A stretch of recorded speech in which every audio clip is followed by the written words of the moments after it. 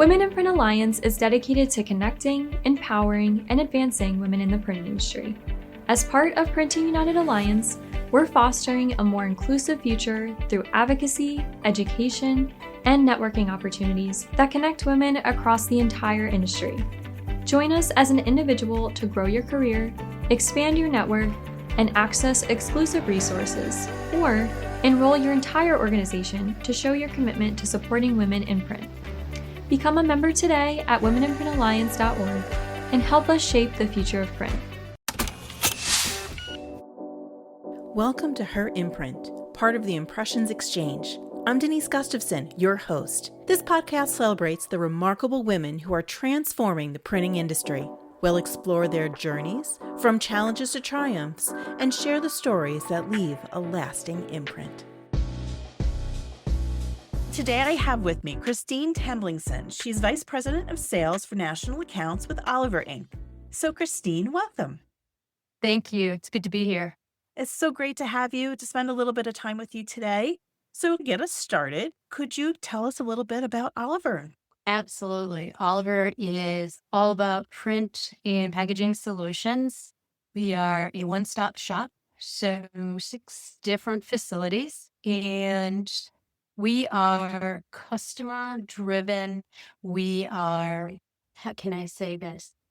There bring in and guide our clients so that whatever the solution may be, it could be a printed folding carton, it could be swag, it could be a rigid box, it's printed. Oliver will say yes, and we are there to help you. Which is awesome. So you guys have such a breadth of product to be able to do a little bit of everything, honestly, Absolutely. And we're spread throughout the United States. which even makes it better. It does. So how did you get started in print? Because I'm guessing you didn't wake up one morning and say, I'm going to be in print. Guessing that's probably not what happened. You're absolutely 100% correct. Back in, this sounds terrible, but it makes me old. Back in early 90s, I was looking for a new adventure, if you will. I had client services. I'd been in quick print, like speedy print type shops, and had an opportunity to be on the operations side, to work in the creative side, so design, doing pay stubs, layouts, working with T-squares and light tables. All the fun stuff. Oh boy. Yeah.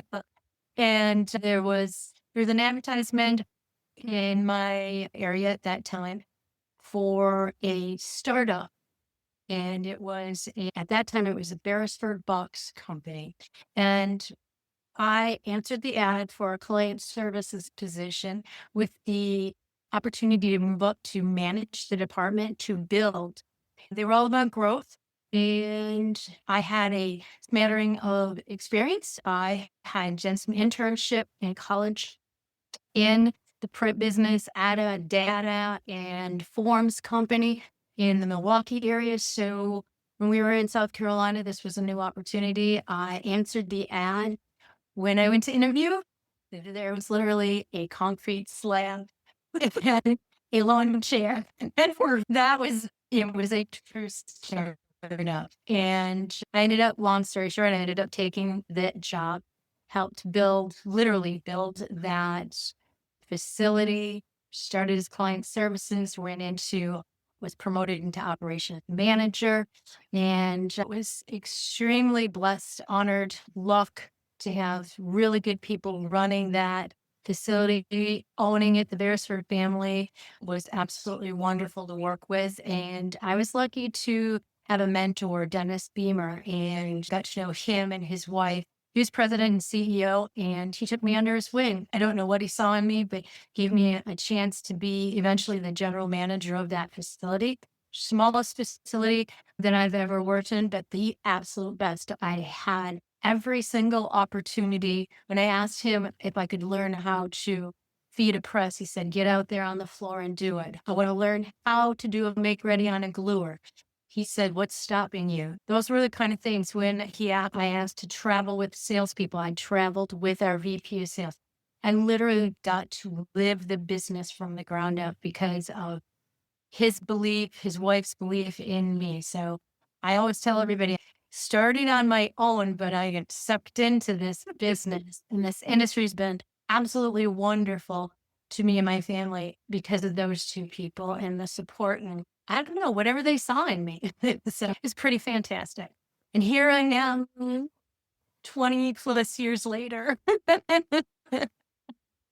It's amazing what a little encouragement can do for a person, a little bit of trust, a little bit of belief. Absolutely. Absolutely. They taught me then to move that forward. So I have been lucky enough to work with internship programs. And then to this day, let's see, 10 years later, I know there's two of those individuals that are now leaders and they're still in the business. And that makes me so happy. That's They awesome. started out, they were college kids. And I got to run that program when I was at Caristar in the Pineville, North Carolina area. That is amazing. It is. And I'm very thankful for it. And Now, for you, what was it about print that made you feel like this was the right place for me? Yes, obviously you have all these opportunities to learn, but what made you stay? it's always changing, ever evolving. And you can never, I've never been bored, sometimes overwhelmed. Understandable. I think also because there's so much that's diverse. Like Oliver, it's not just about putting print ink on paper, not just about paper board, not just about on a t-shirt, a cup, things like that. There are so many different things that we print and it all adds to somebody else's business. It helps somebody else grow, develop new products, new ideas.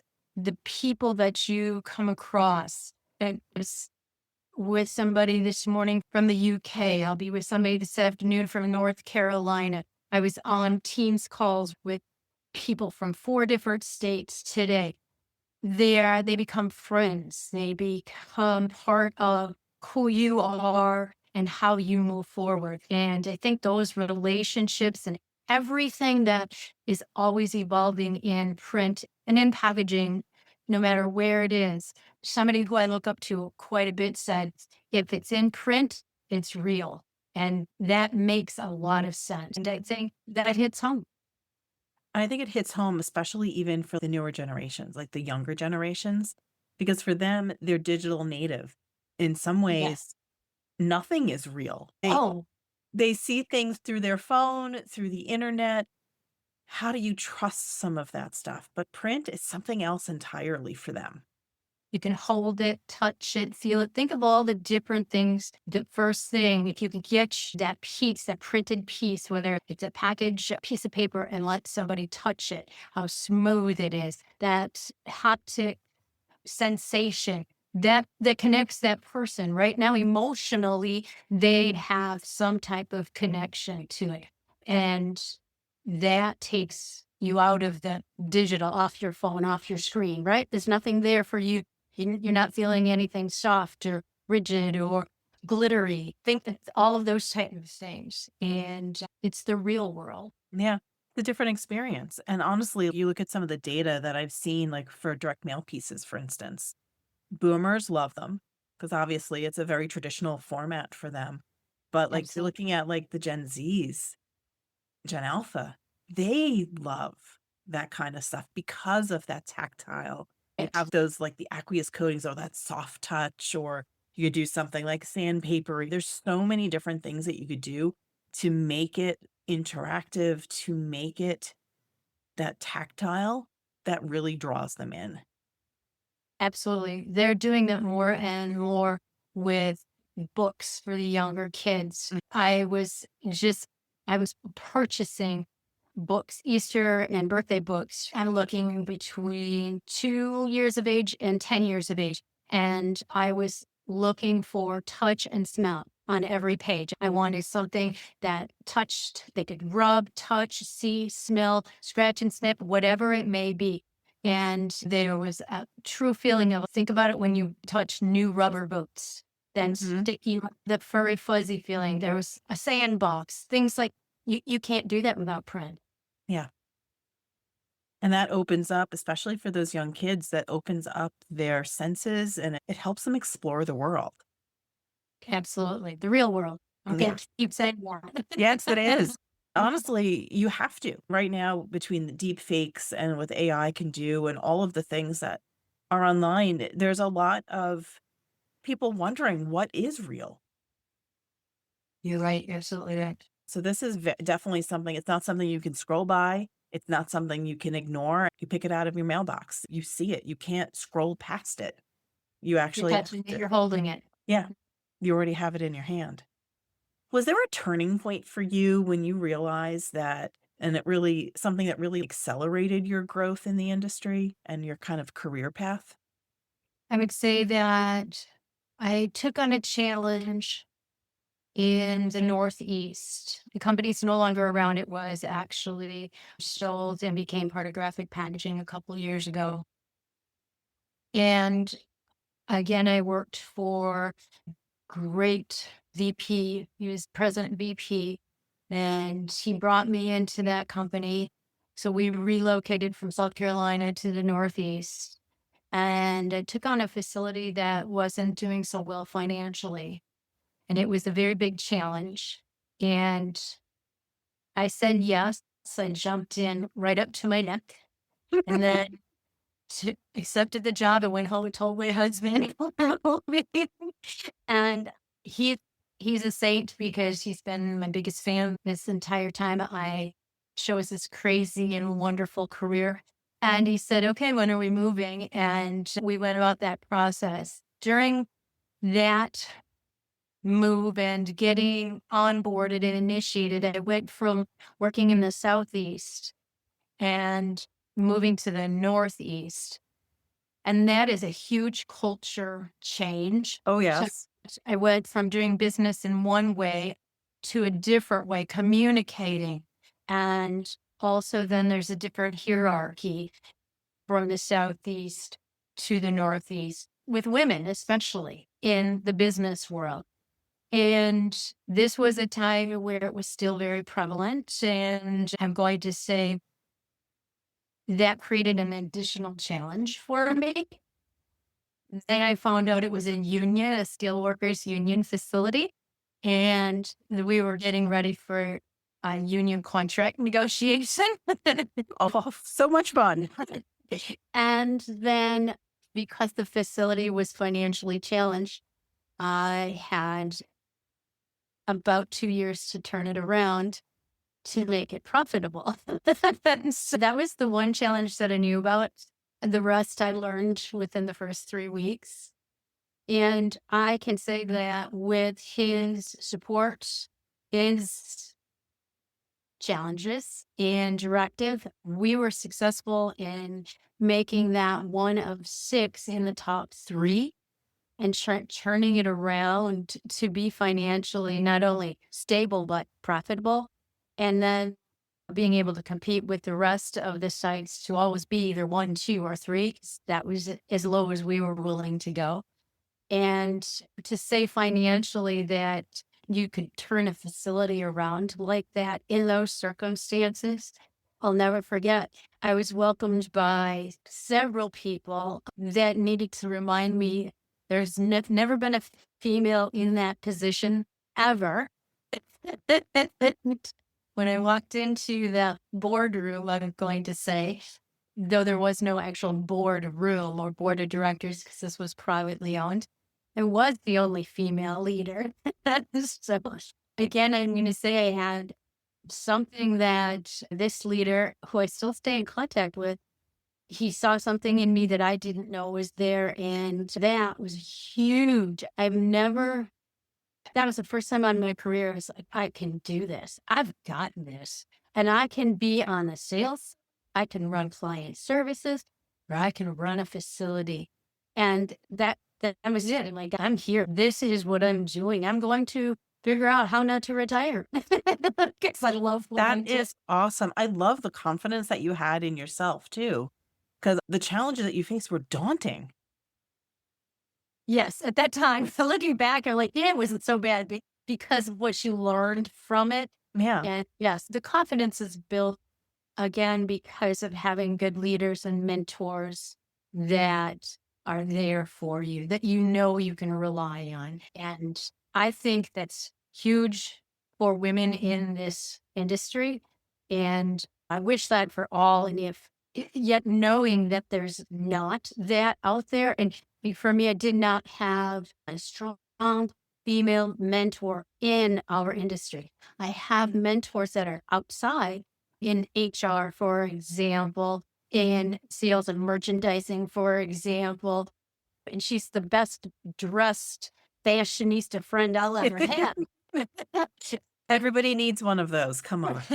Yeah, she'll be the first person to tell me that my safety shoes were not exactly where they needed to be. So, They weren't as fashion forward as she would have liked. no, not at all. Oh, good. But, that having that community, I think, is really super important.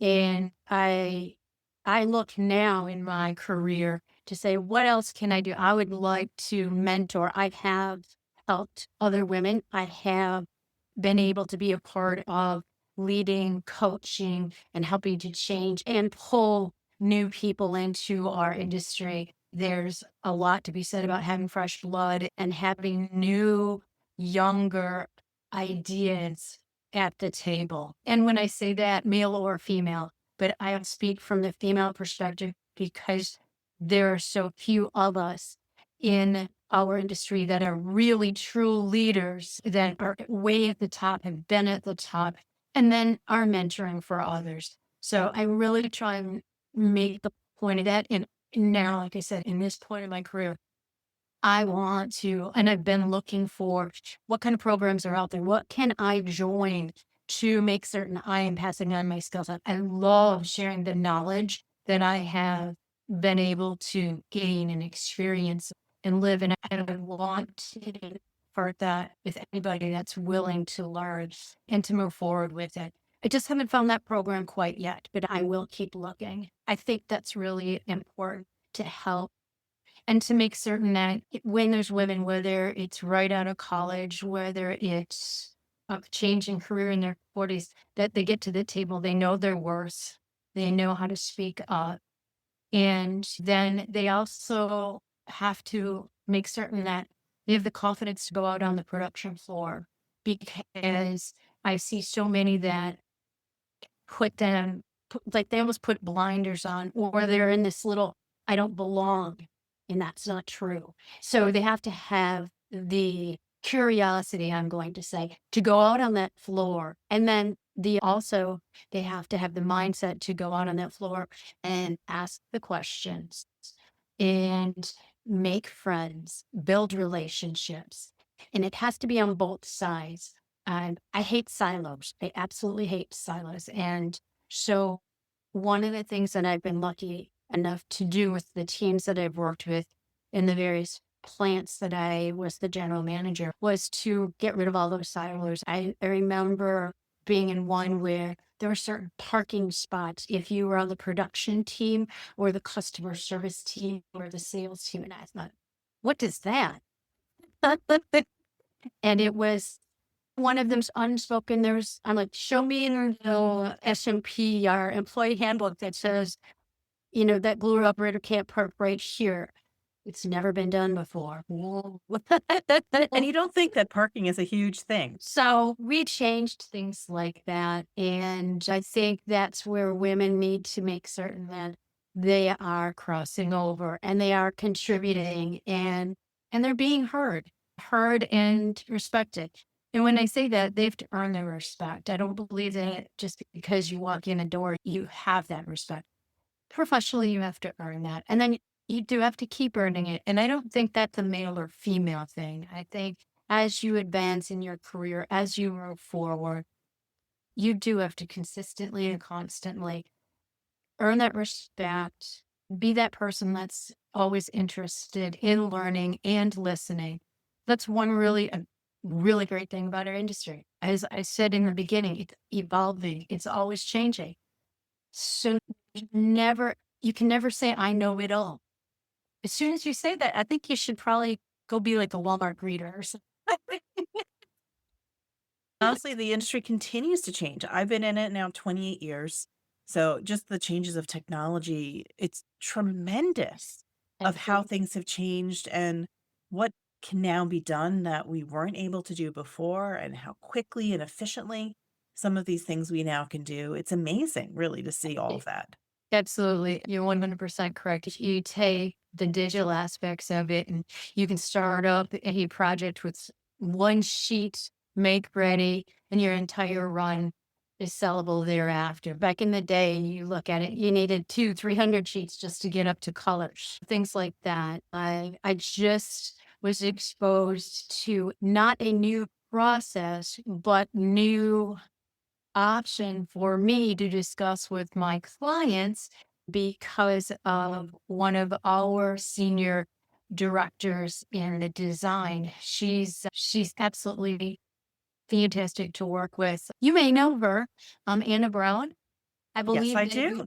okay, so I am honored and lucky enough to work with that fantastic lady. And when I'm stuck or I'm looking for options or I want to wow my client, that's who I reach out to. And if I hear something and somebody says to me, oh, that's not going to work, or that's old, or nobody does that anymore, I send it to her. Then, what do you think? What can we do? How can we make this work? Or is there an option? You know what? She always works back with me. She's super collaborative, super professional.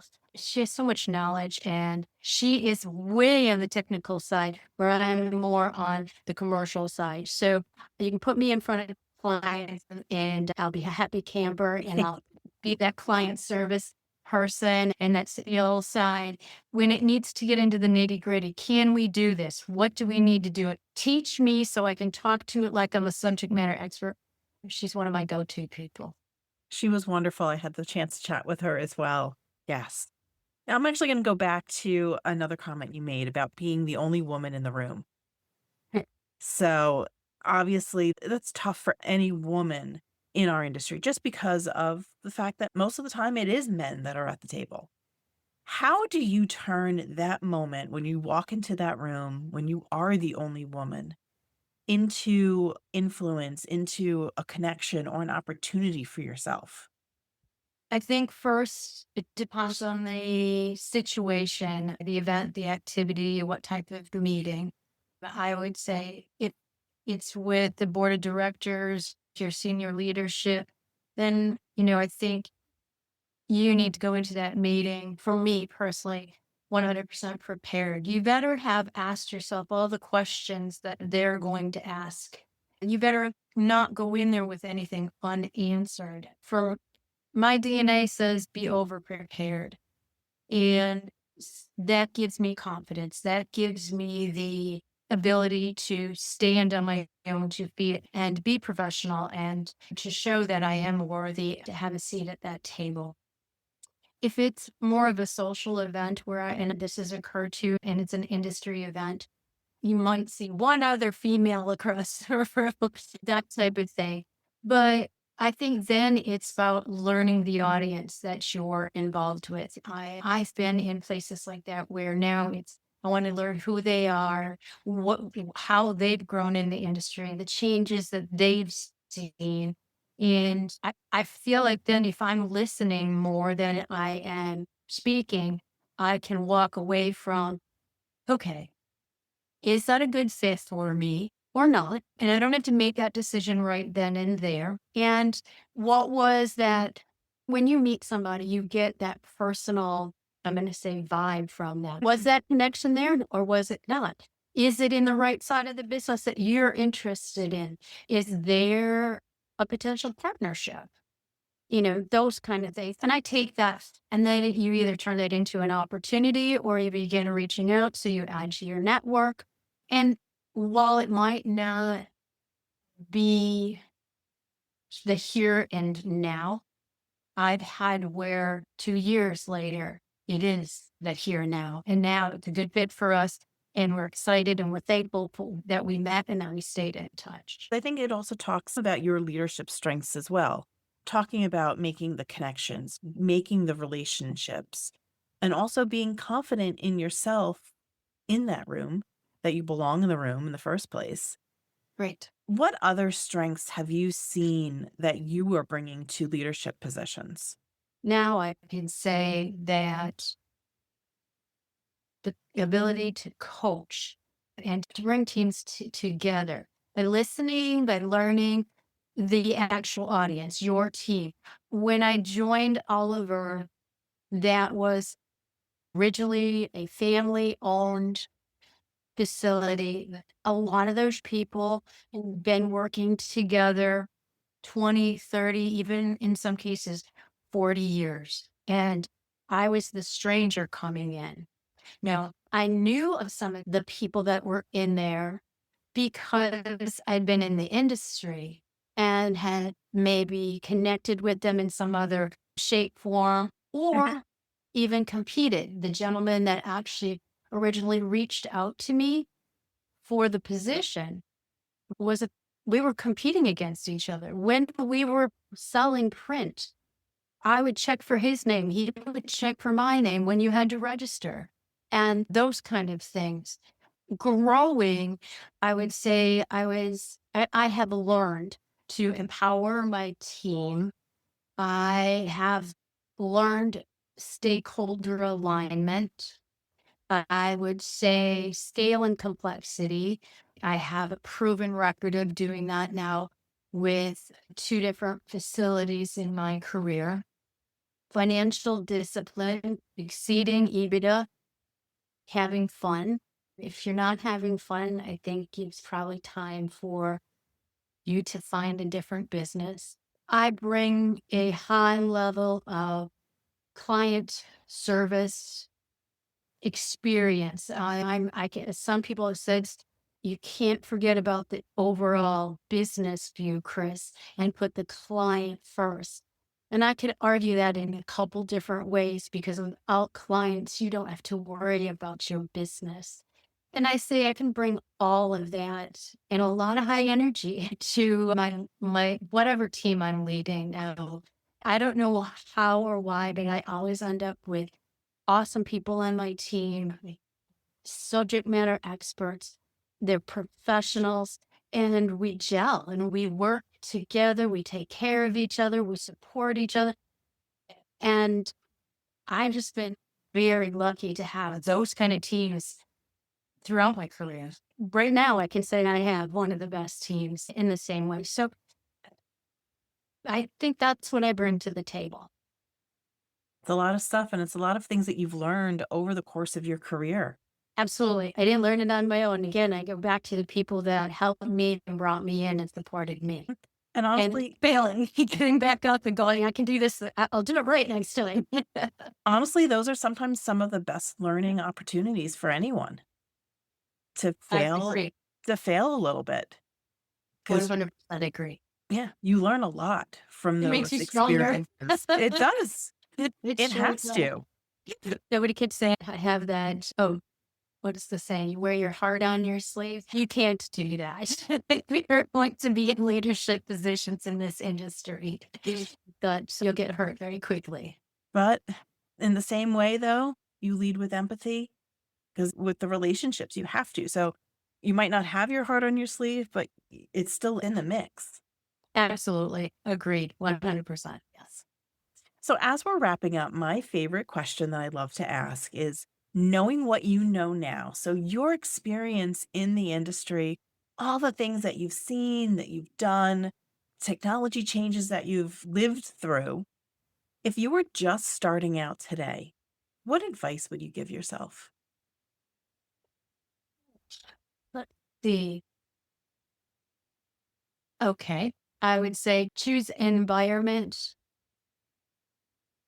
and culture, not necessarily role or position. I think that culture with a supportive team, leadership, managers, etc., will help accelerate your career, will help build your confidence. I think that versus that role, that high level fancy title is much better than potentially being stuck in like a toxic environment. I have heard of horror stories, and I think that's something that's important. And then I would also say, don't tie yourself to your job, that your identity and your job become one.